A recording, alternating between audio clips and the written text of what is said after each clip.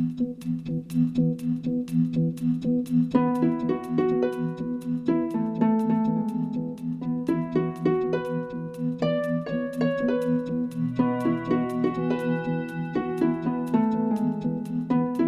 whether you have a disability or not, we're all unique individuals. We find that we have more in common than we do in difference. You have to be a very good listener. Listen first before you start reacting. I'm more than just a patient or a client or a person in a wheelchair. I like clothes, I like jewelry, I like makeup. I like Leanne Rhymes and Dwight Yoakam and Reba McEntire. You pay my phone bills to get my nails done for me and to do my personal care shopping. When I got a job and when I'm working and making money, I'm a lot happier. I love my community. I'm obligated to my church. I just wanted to live my life the way anybody would. At first, when my daughter was pregnant, I felt as though, well, she's going to have a baby, I'm not going to be able to help her out. I did. I bathed, changed, held, played. I can do a lot of things. Just because I'm in a wheelchair, you know, you don't have to get an attitude with me. I'm still a human being. I still have feelings.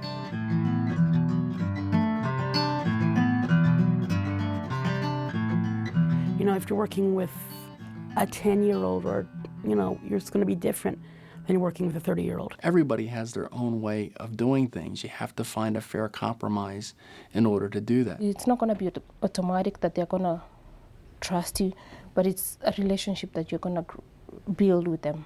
And it might take a short time, it might take a long time. You don't just let somebody in your life just like that. So they're just individuals like anybody else, and they won't just open up like the first day, and it takes time. It builds a lot of trust in people, just communicating and understanding people. If you had a problem with something I'm doing or not communicating or something like that,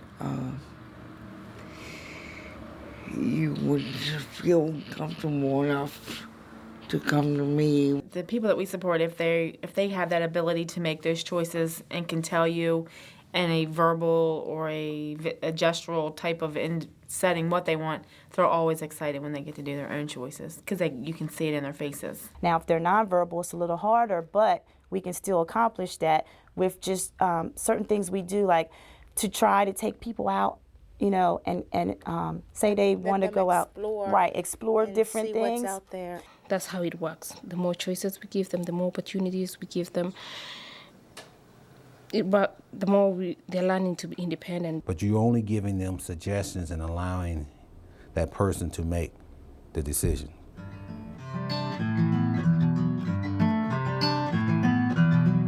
It's respect on both sides.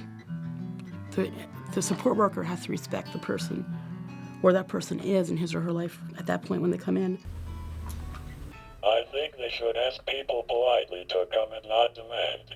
I think the person will respect the support person better if they ask first and ask politely. I say let me try things on my own, and if I can't do it or you see me struggling, then offer to help, but just don't come up and start doing it. If you're waking somebody up in the middle of the night because they need assistance with something, and how you say, I need you to wake up, we gotta do something, we gotta check this out, is that okay? To flicking the light on and the whole gamut of, I need to do this, how you approach them as a person. It helps when people look at me and talk to me. I've had people come up to me out in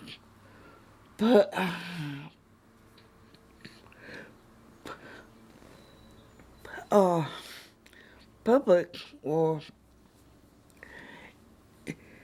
they'll either talk to me as if I'm deaf, talk to me as if I'm a 5-year-old, or talk to me as if I don't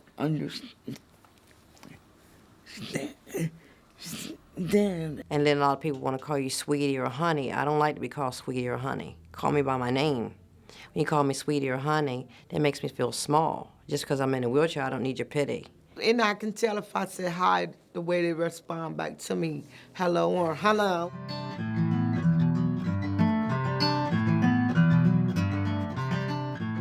You're listening to them, and where you're gaining their confidence that what's ever going on in his or her life, they're being assisted to better handle that situation. Oh yeah, to find out what their hopes and dreams are and to just support them all the way. You haven't been with them since they grew up. You're coming into their lives. They're depending on you. Some of them maybe who are living with their parents and they coming into a group home, so they're looking up to you. We have to understand that they do have bad days sometime too, and when they do have a bad day, we have to give them their space. And sometimes we want to find out what's wrong and just get it out and let's just deal with it. And sometimes that's not the right approach. Come on, if they want to tell you, they'll tell you. You know? But just let them bring it out. Don't force it out on them, because it's not going to work. Because everybody has a story, and it's not always a good story. And you just can't take it for granted. Oh, she's just in a wheelchair and, you know, she was in a car accident. No, that's not it. That's not my story. You can also tell they're not committed if they don't take the time to learn your routine. I know how to do it, so you don't have to listen to you. I know how to do it my way. Basically being there for them for whatever reason, for whatever they have need for. Like cleaning a leg bag or cleaning up after somebody, by their direction, that they do a good job. Because if not, the family gets really, really upset if they have to, one, they're looking at the health and well-being, but second, somebody's going to have to go behind and follow up to make sure that the job is complete.